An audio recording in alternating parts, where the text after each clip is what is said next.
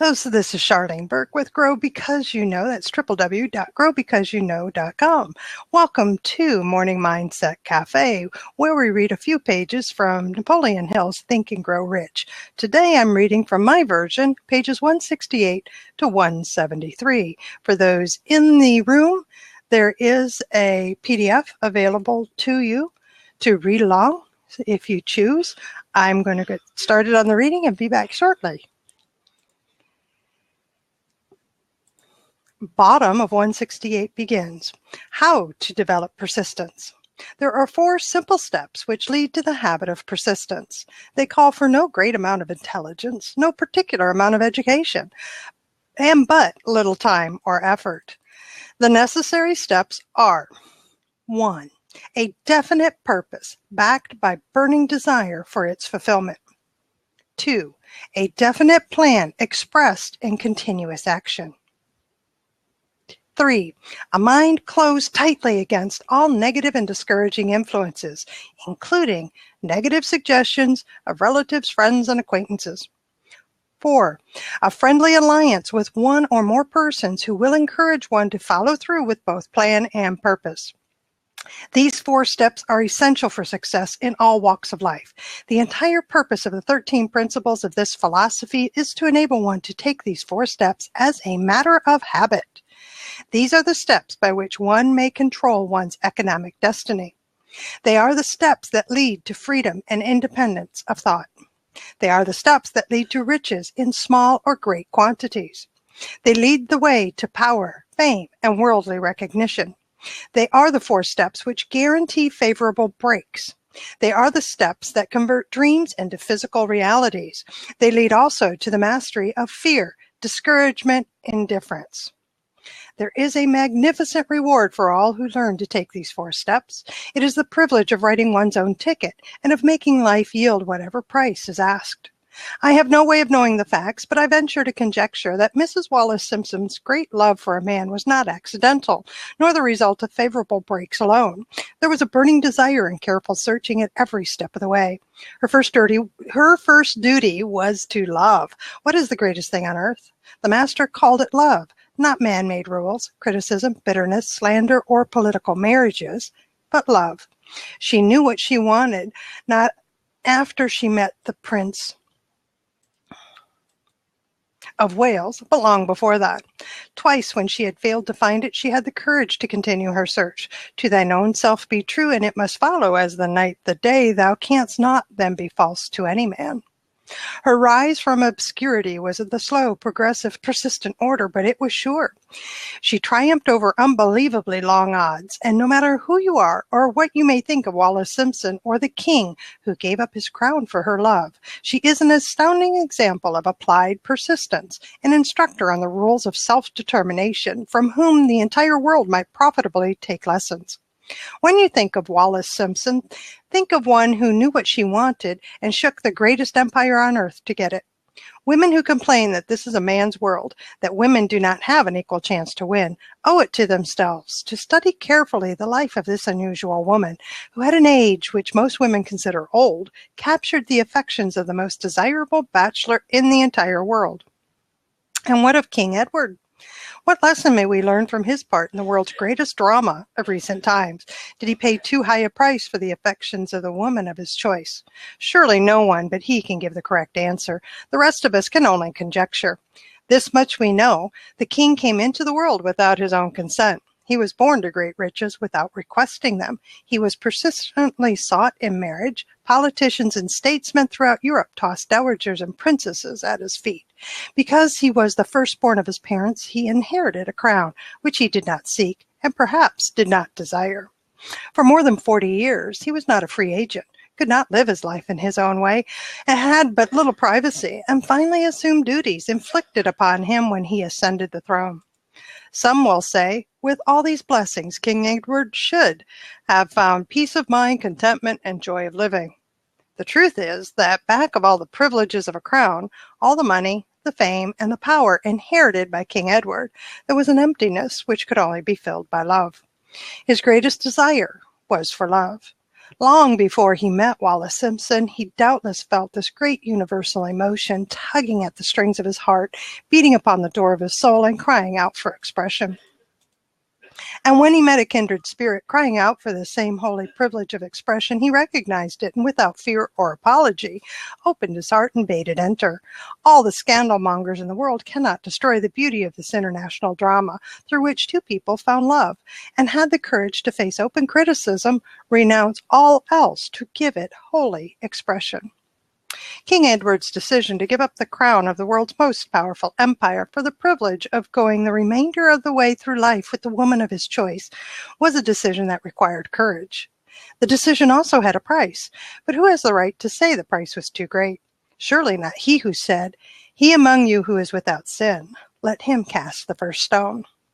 As a suggestion to any evil-minded person who chooses to find fault with the Duke of Windsor because his desire was for love and for openly declaring his love for Wallace Simpson and giving up his throne for her, let it be remembered that the open declaration was not essential. He could have followed the custom of clandestine liaison which has prevailed in Europe for centuries without giving up either his throne or the woman of his choice, and there would have been no complaint from either church or laity. But this unusual man was built of sterner stuff. His love was clean. It was deep and sincere. It represented the one thing which, above all else, he truly desired. Therefore, he took what he wanted and paid the price demanded.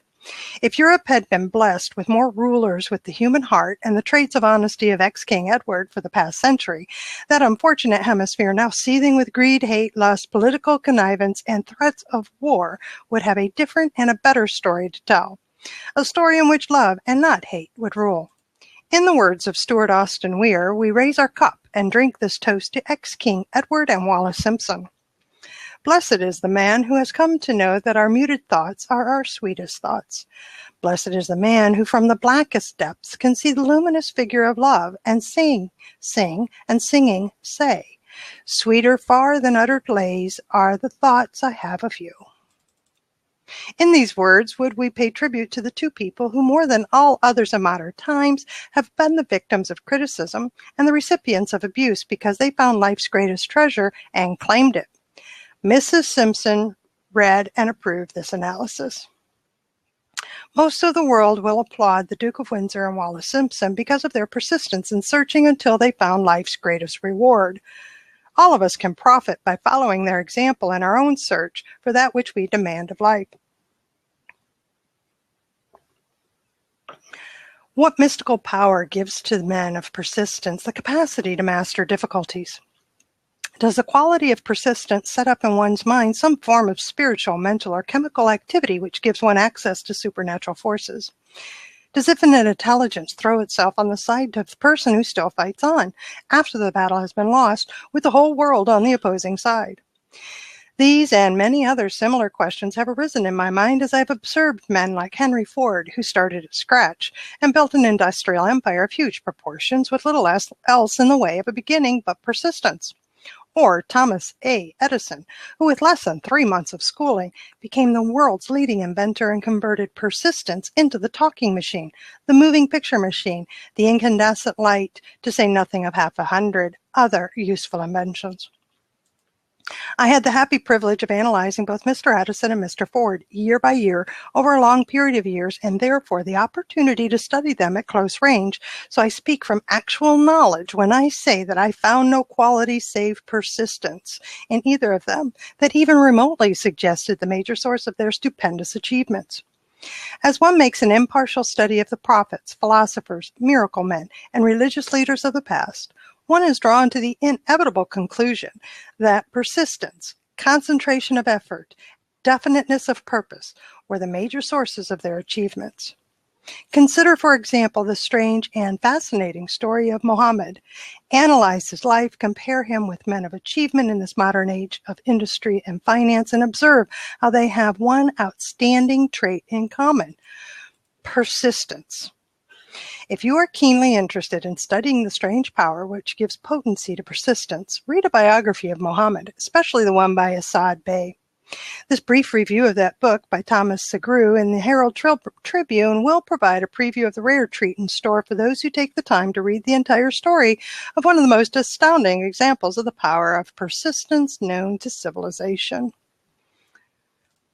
I'm going to stop there. Wow. I could have, I know, stopped about a paragraph earlier because it began into a book review.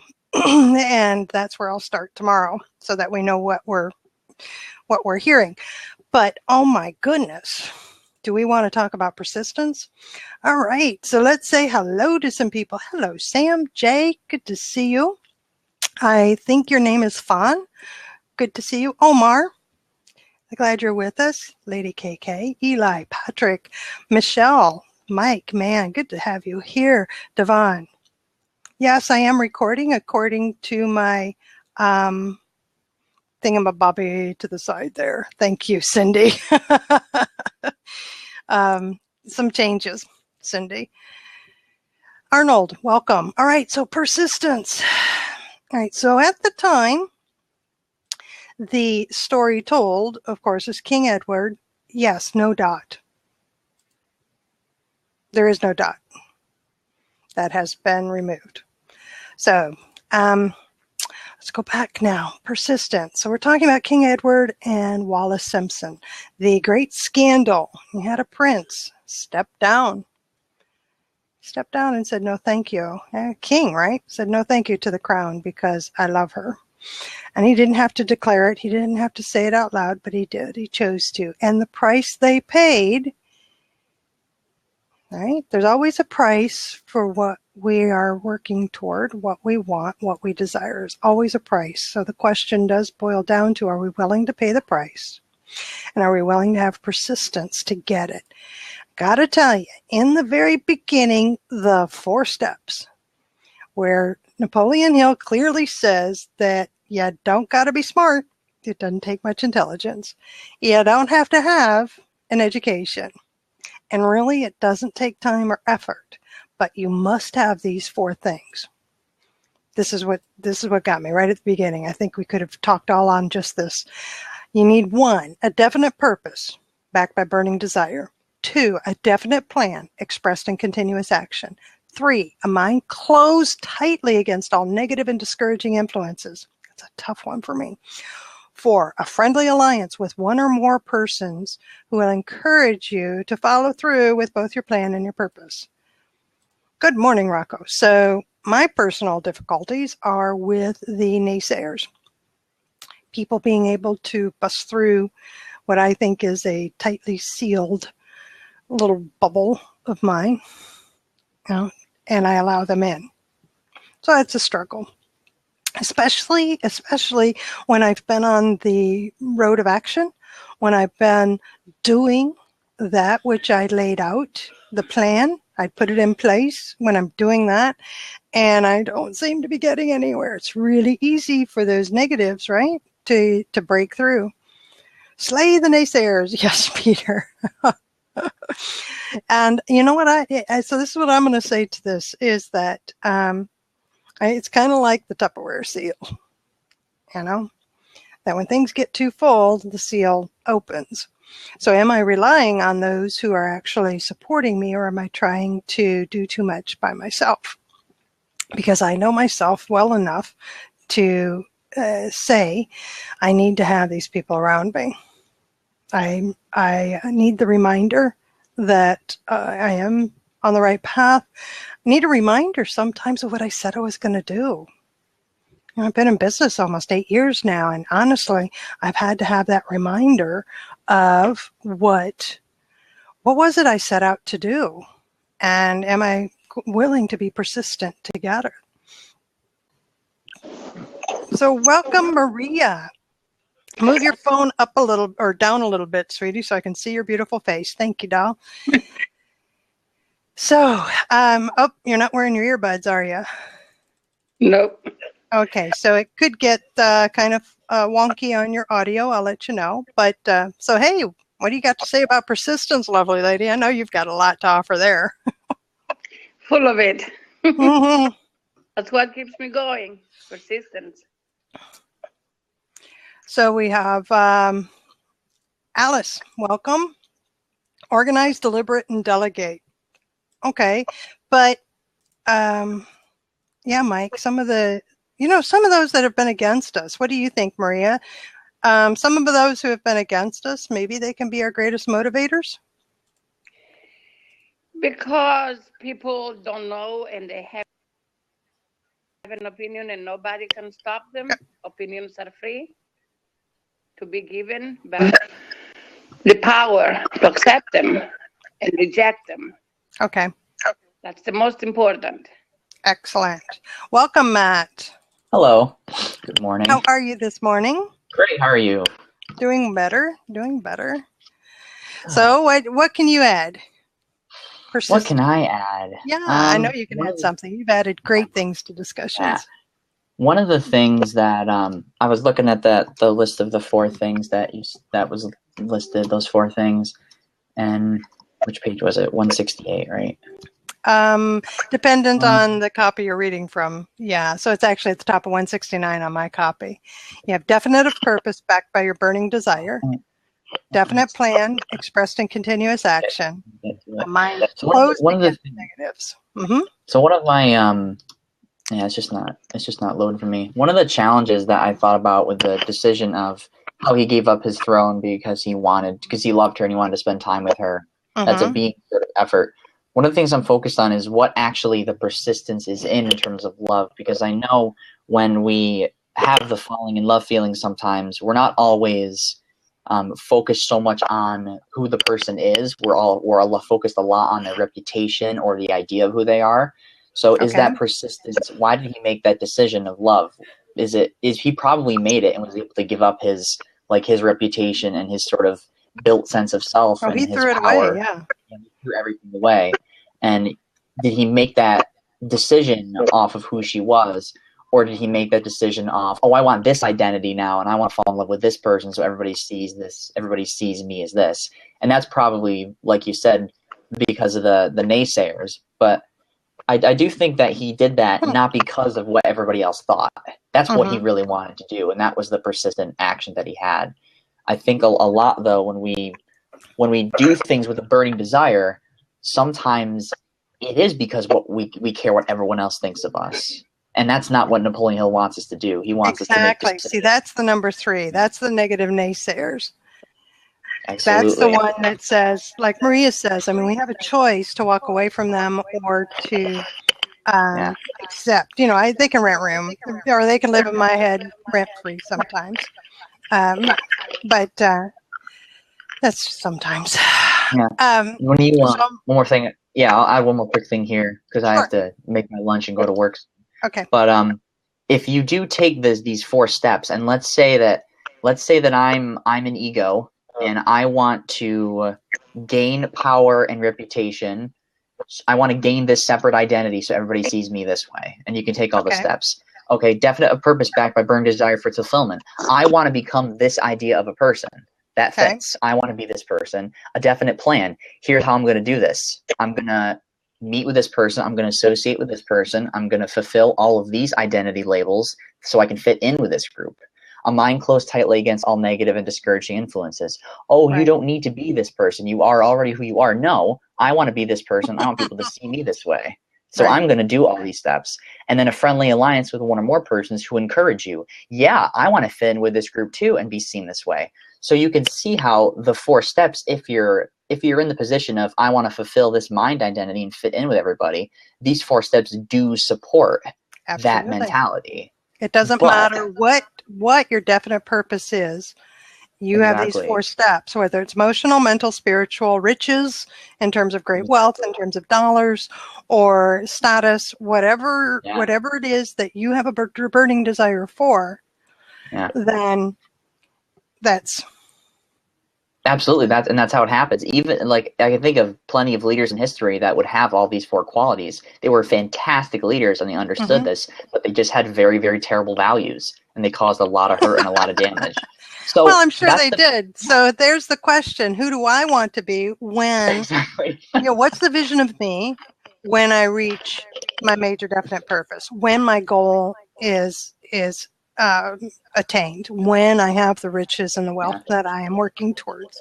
And that's what I love about Napoleon Hill, is that there's that safeguard in there, that there's other things here, that I am called by these principles to have that definite purpose, but only in exchange for capable service with the fullest possible quantity, best possible quality.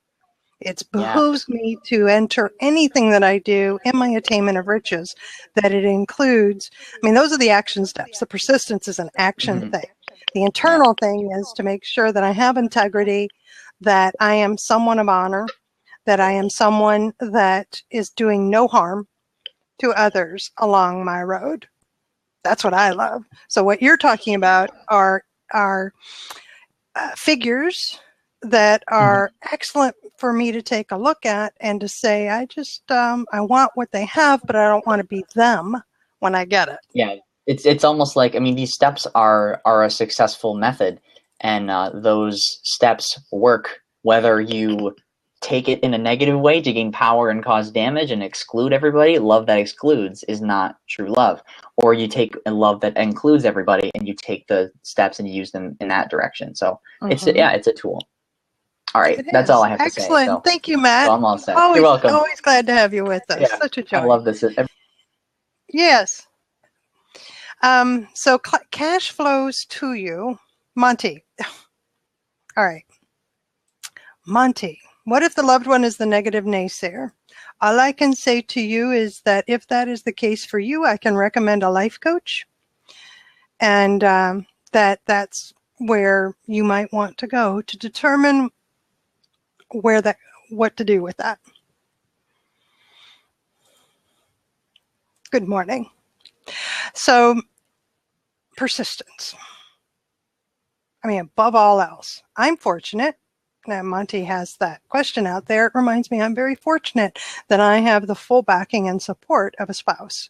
He is my currently my number one fan, but that's only because my mother is a couple hours away and I don't see her regularly, so she's dropped to number two. But honestly, in my family, I have 3 fans. I've got my mom from the beginning, and my husband, and then my brother. And so I'm very fortunate in that regard. Where I had difficulties was finding people who I could have as part of my inner circle, that had what they have and give me is the emotional support that says, whatever you do, we're behind you because we trust what you're doing. Whatever it is that you're doing, we're behind you. They don't have to understand. They have no questions about how does it work or anything like that. It's the other people around me that I respect who are successful in business, who appear to have what I want, and that I started watching and respected enough that I allowed their naysaying to get through because I wasn't strong enough in my conviction of what I really wanted.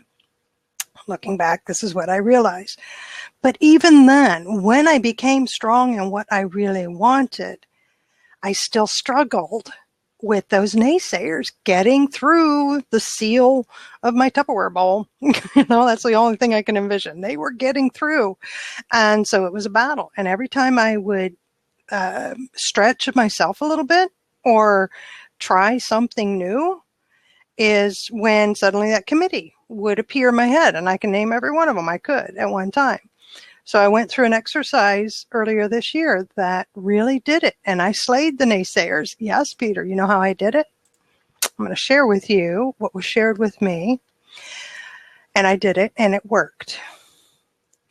I named the naysayers. You know them. They're the ones that the committee is now in session. I had a 12-seat conference table in my head, right? And I could name every one of them. So what I did was I wrote each one of them a letter, and I named them all and fired them. And I literally told them that they were no longer needed in my life, that they feel free to find someone else to affect, okay? But I went one step further. This is something I'd never done. The one step further is I filled their seat with somebody else. No, this is all mental. No, I didn't send an actual letter. Actually, my letter, I think, is still here. No, I read it aloud. So the exercise is that it was to whom it may concern. Where's my letter? Ah, yeah, see, told you. Still got it. It's been there a couple months, just in case, right? To whom it may concern, I'm resigning from my position as scapegoat and doormat for this committee. I will no longer accept the boundaries, the negativity, the naysaying, the intense questioning of my abilities and skills to run and grow a business, to create marketing plans for small businesses, to provide secondary research on the areas of competitive intelligence, market research, industry research, and business research and profiles. Literally, I put in there all the things that they were sending, these messages that were coming to me. And what would happen is I'd be in the middle of a project, or I'd finish a project, or I'd get started on a project, and suddenly the committee came in because it was just a little bit more on the project than what I was used to doing, or it was something new. So I outlined, this is what you guys are talking to me about, you know. You can leave now. And there's 4 paragraphs here. And I go into it and say that, you know what, I'm leaving. I hereby vacate this chair, leave it empty for someone else to occupy.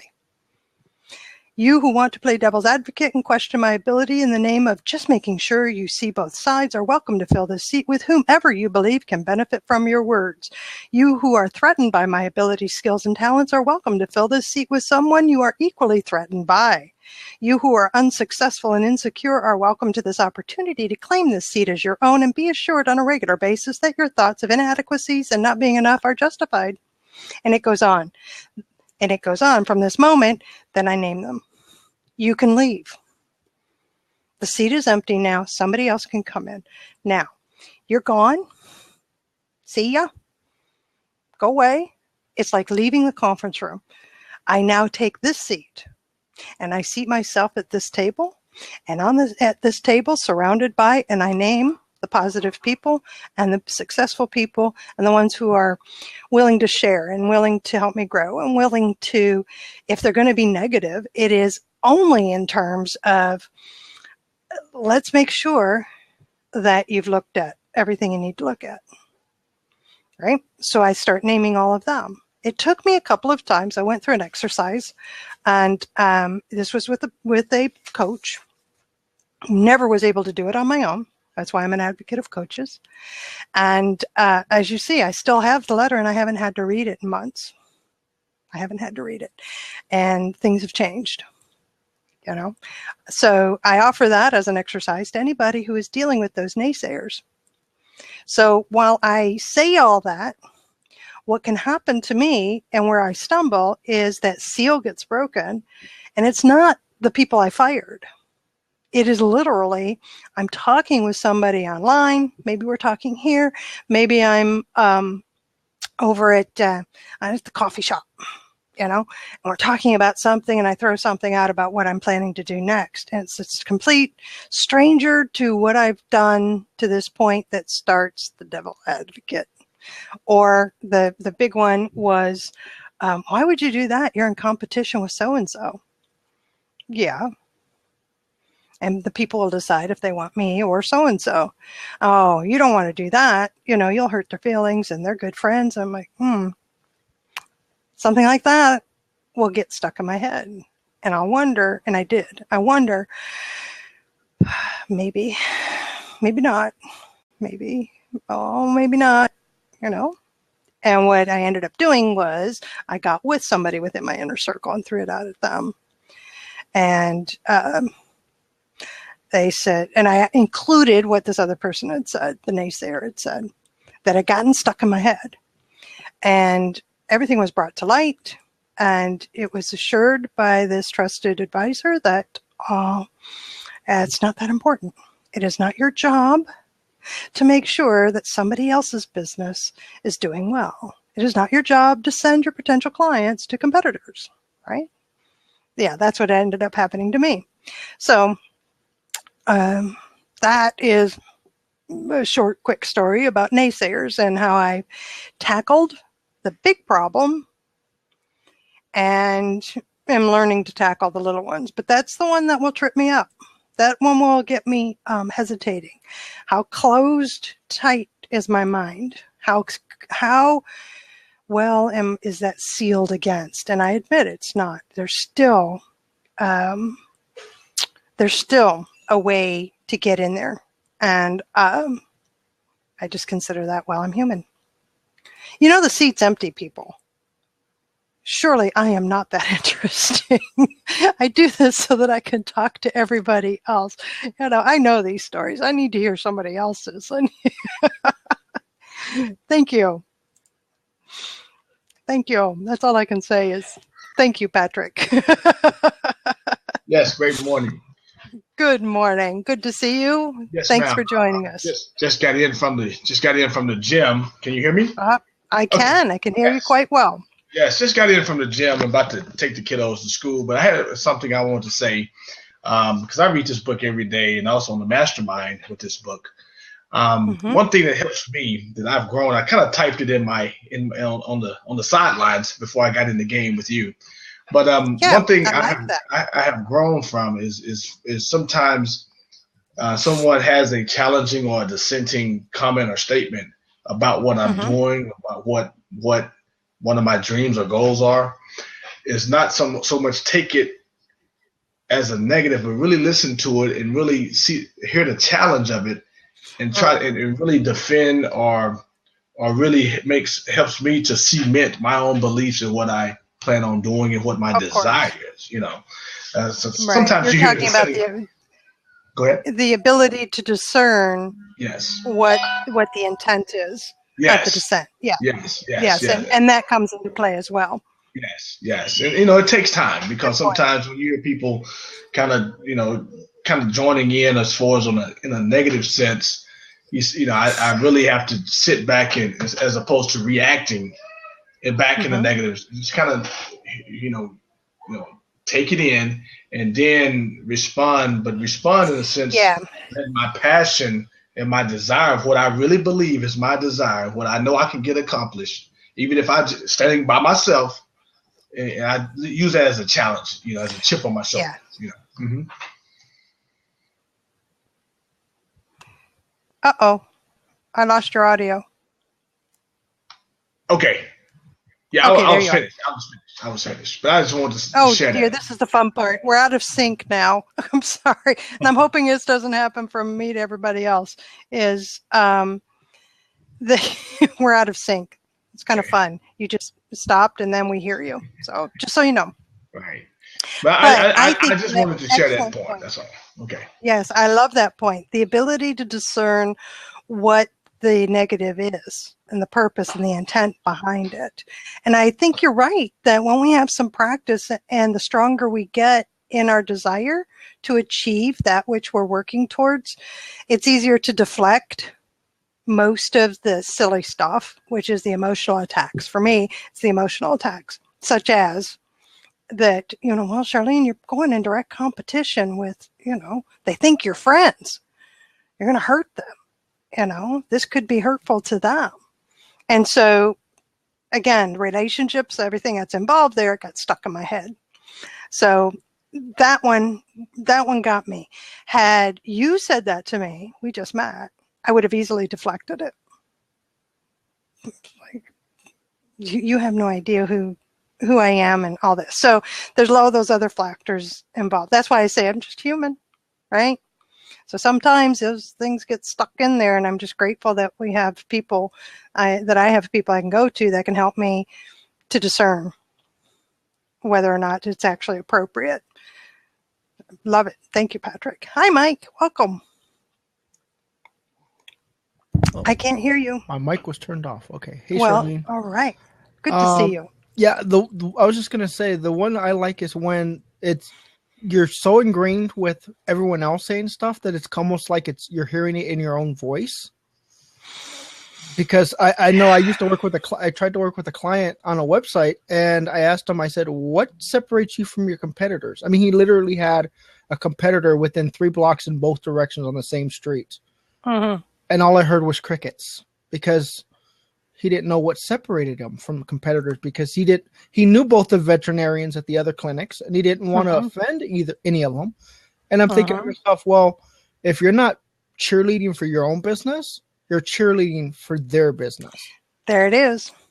So decide what team you're on, and that's where you got it from. Because I saw that comment on the side, and I was like, yeah. I mean, am I cheerleading? Because it was just presented so matter of factly. Well, Charlene, it's not your job to send your customers to your competitors, right? Am I right? I mean, it's just not my job. So, look, we have Eli. Good morning, Eli. Welcome. Good morning. And how are you this morning? Really good. I'm loving this subject. Excellent. What can you add to the conversation?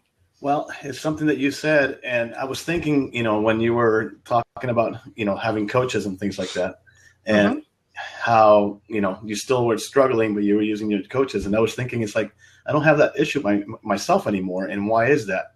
But it was because of that, because I've actually gone out and done a ton of seminars, for the last 20 years. You've done a lot of work. $1,000 in training. And exactly. I have a knee-jerk reaction, or just like, I don't know. It just comes to me like that. When somebody starts being negative, I go to a different place, and it's like, and it's automatic. It's not like I don't even have to think about it anymore. But it has to do. That's the only thing. Well, I can attribute to but don't you think, though? I mean, think about this, Eli. This is with me. Those that can get in there, there's something about the relationship that they have with me, and whoever that they're bringing in, right? Yeah. So it's not stopped me. It has slowed. It's gotten stuck in my head. So it has to be taken care of.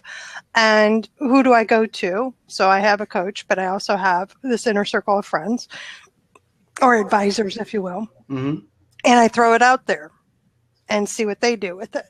And that objectivity that comes back often is the best thing that I could have asked for, because it is objective. I don't have the emotional attachment to whatever it is that got stuck in my head. Something as silly as I couldn't think for myself to say, well, it's business. Yeah. If they take it personally, bummer, let's move on. I could say that about you, honestly, because there's no relationship there, right? I could say that about a couple of people, but I got to tell you, if I started a Greek restaurant 2 to 3 blocks down the road from Chef Maria, who's currently in here, but if that was in my heart and it's something I really needed to do, that is my goal, then I would have done it eventually, but it would have been the same thing. It would have been somebody reminding me it's business. Yeah, it's funny because it's a little different on my head, because I guess, I'm in network marketing, and I have been for like 15 years. And it's funny because all of my friends are my competitors. So I don't think in those terms at all. Okay. But I also don't think in scarcity. So it's a little different, because a lot of people do. And that does make a difference. Yeah. That does make a difference. Yeah. Again, I see where I'm pleased to say is I see a lot of growth in myself. And I was always my worst enemy. I was the one that always held back. That's why I love that exercise of firing that committee, of my vacating the seat. You can have some other scapegoat. I'm tired, but I never had been told replace them with somebody. And so when I took that action, and literally these are people I can call right now. They're here. They're real. They are the biggest supporters. They are the smartest people I can have around me. They are willing to share their knowledge, and they're interested in my success, and I'm interested in theirs. And I can do that for other people now. So over the years, having been able to do that, best thing ever.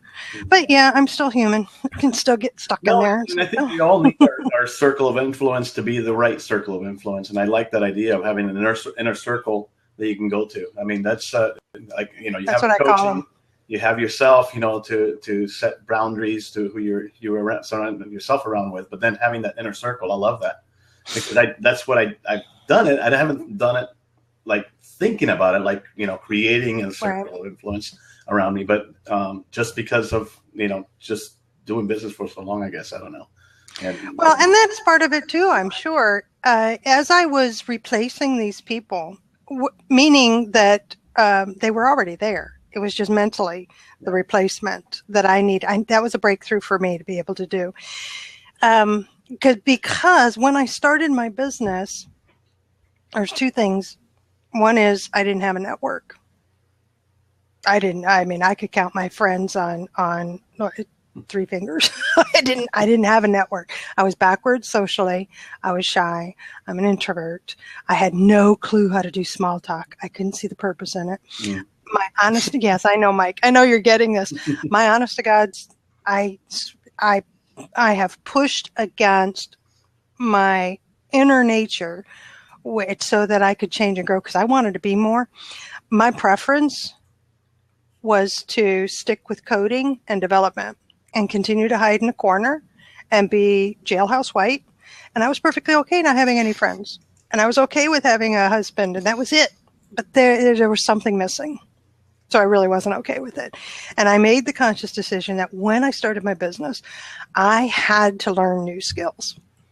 And so I pushed myself out there, and the social anxiety still occurs, but it is nowhere near what it was before. I can get out in public, people. I can sit in a room like this and talk to you. It was not possible 8 years ago. My husband is still stunned that I'm able to have conversations like this. But there's coping skills, and then there's actual replacement skills and things that are practiced and all of that go into everything, including speaking in public and training and all the things that I love to do now, which actually was hidden inside of me, which is why I started the business, right? So as that happened, people started entering my life, and it was up to me to make room for them in my head, because the others were still with me. I mean, for God's sakes, I had this teacher in my head from like 6th grade that would suddenly, her nasty face would show up. Like, really? Oh, for God's sakes, I thought I buried you. Honestly, I'd have an old boss from the 90s, in the 80s. I started working right out of high school. Well, I started working in the 70s. But I'd have an old boss from the 90s suddenly pop up in this ugly head, the ugly mug in front of me, you could almost see the fingers shaking, like, oh, geez, I don't have them anymore. I fired them. So that's what I'm describing for me, that the exercise of moving forward, making the decision I wanted the business, making the decision. I didn't have a vision for the business, but I had a vision for myself. And so that has pretty much been accomplished. I'm becoming the woman. I am so close to being the woman that I envisioned I wanted to be. I'm very, very pleased with that. And along the way, I've gathered all these awesome people that I'm recognizing can be a great benefit to me as I move forward with my business, because they are interested in my success, and they have the business acumen, and they have the skills and talents I can tap into to say, I don't have a clue. Tell me what to do next. I love that you have the business acumen, because that's one of the things I ask myself. Like when I hear something negative, it's like, who is this person? And I do it very quickly. It's just like part of what you do after a while. But who is this person? Do they have any say in the matter? It's like, do they have that business acumen? I mean, a lot of people come up and do they know what they're talking about? Wait a second, you on the job, and you're trying to tell me how to live my life, and yes. Oh my word, yes. I was in so I've been running Mastermind Groups since 2009, which, by the way, I've got one starting in November. We can talk later. Anybody interested? And a couple of different types of mastermind groups. And one of them, the one since 2009, has been the same core group of people, but we've had different ones come through, right? And the stability is in the core, those of us that have been there since 2009. Yeah. And along the way, we've had people that we all just shake our heads. You're calling yourself an agency owner. You have a goal to make $200,000 at the end of 3 years, and you have a plan in place, supposedly. And we start getting into what it takes to do that. How do you scale and things like that? And buddy, you need to get with an accountant. You don't know how to keep your own books. If you think spending $4,000 on an advertising campaign is like the end of the world, you're in trouble. All of us sitting here.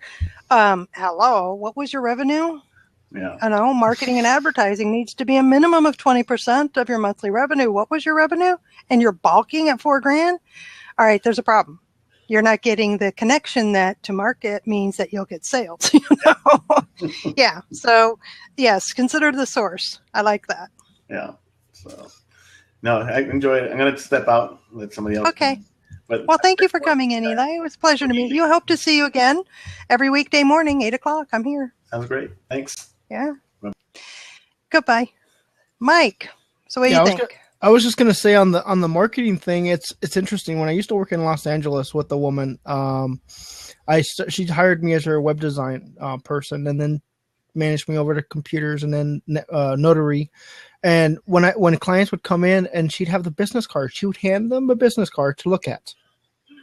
And as they were getting up to leave, she'd say, "Oh, by the way, I need that business card back." And I'm thinking to myself, seriously? Seriously? So I told her, I was like, that's part of your advertising budget. They're gonna hold on to that. When they need your services again, they'll call you back up. So she went to the other extreme. She would hand them a whole pile of them and say, "Here, by the way, give these out to your friends." And I'm like, there's some people. Yeah, there's a disconnect there. Yeah. But, again, and it goes back to consider the source, right? And then is it my job to teach you? So my job, I think, is to teach by my own actions, to make sure that my actions align with what I say, that I do what I say I'm going to do, that I act the way I say, that I feel, that I think, that it's expressed in my behavior, and that I'm going to go back to the outright persistence. Let's go back to the reading, the persistence. Keep moving forward, because I have up there my major definite purpose. I read that this morning. I read it twice a day. I know what I'm working towards.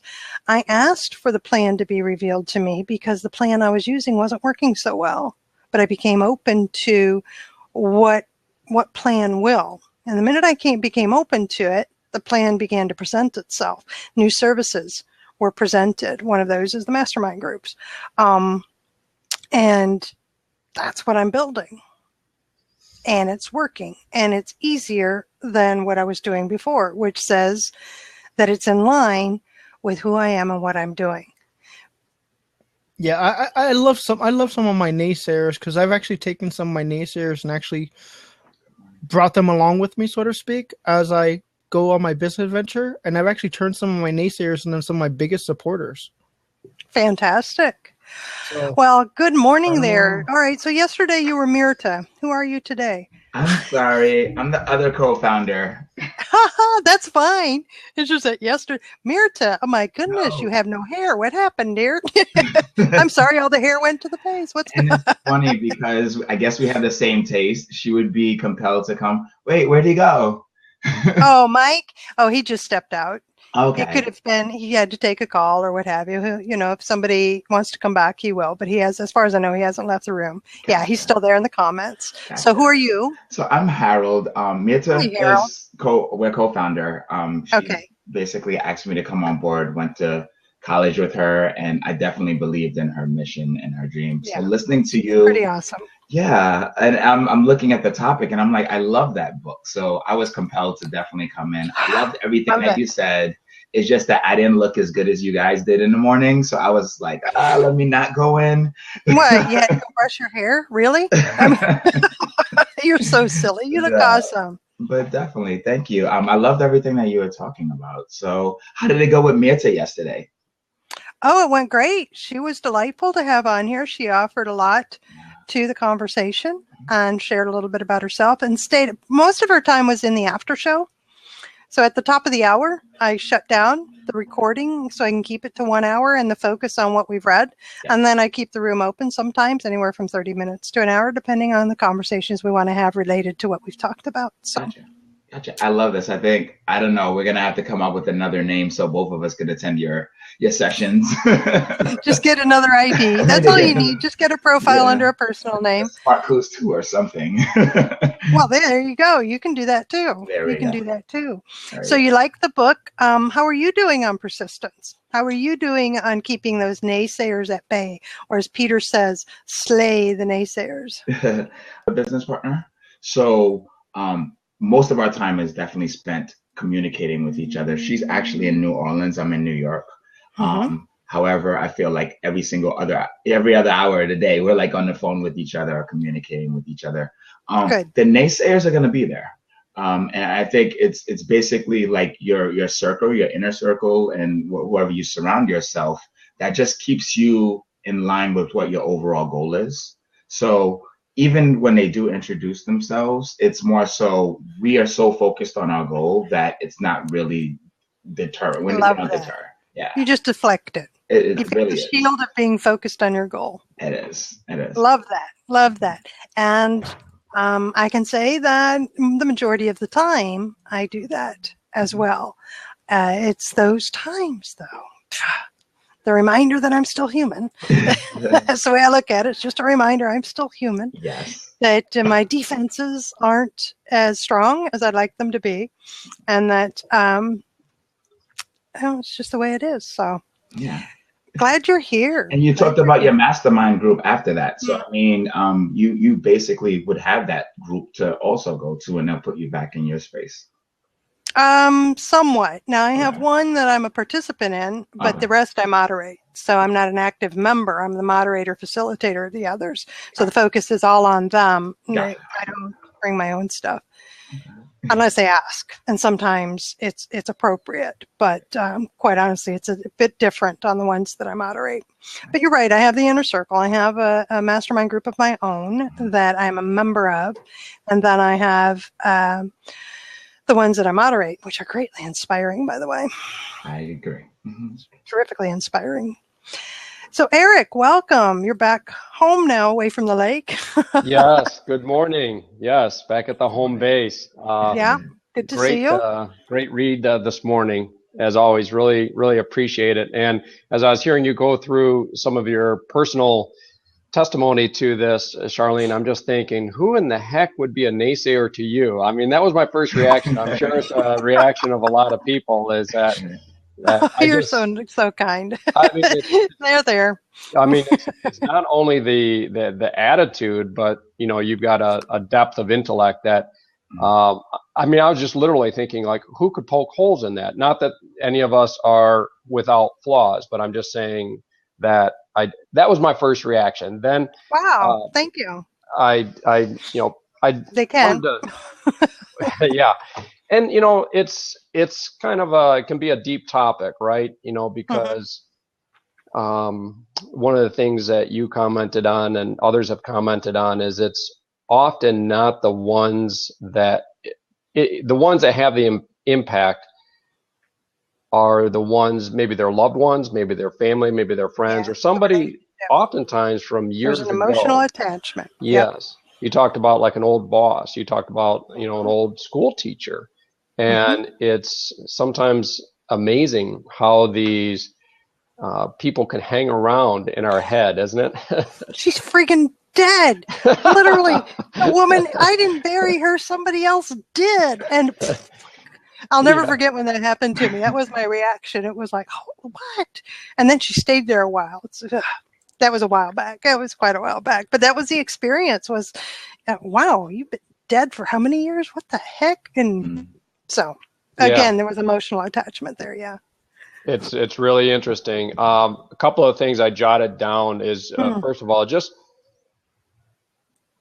the value of us as individuals in our pursuits learning this, and this is certainly facilitating it, because don't we all know of people that have, quote unquote, met with success, but they haven't slayed these dragons, they haven't fought these demons, they haven't built the skill sets to deal with these emotional issues, but yet they have a boatload of money.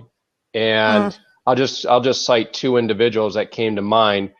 And when I cite them, you'll know I don't know them personally, so I'm not passing judgment on that. I just know enough of their story because they're somewhat prominent figures to know that they are, for better or for worse, driven by their demons. One would be Ted Turner. Yes. Okay. I'm in full agreement.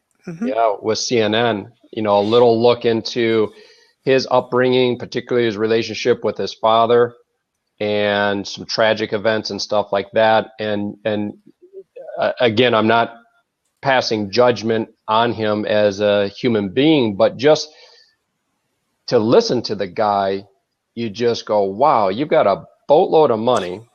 You've been enormously successful with, say, CNN and, Turner Network News and so forth. Right.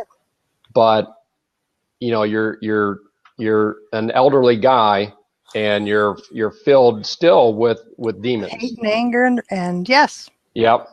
The other one that has just, I guess, some bizarre behavior. I don't know his story as much, but I would cite him would be Larry Ellison from Oracle.